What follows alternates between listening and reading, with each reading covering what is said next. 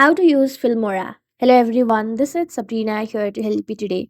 So without any further ado, let's get right into the video. First, go to your Play Store. You will have to install the application first. Simply search for Filmora.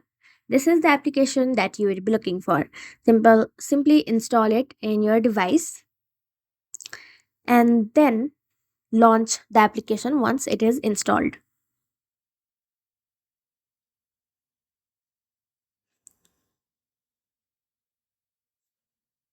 Now, the process is very simple. It is just like any other video editing application.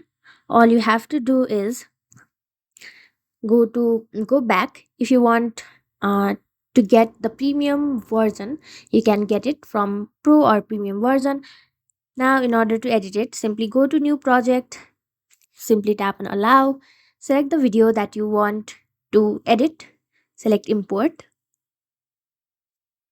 and from here you will be able to add music, audio, text, sticker, make picture in picture mode, and various other options as well. From here you can edit it the way you want. So that's how you do it. After editing, you can tap on this export button from your top right corner and then download the video. So thank you for watching this video. Make sure to like, share, and subscribe to our YouTube channel. If you got any questions, comment them down and I'll catch you in the next one.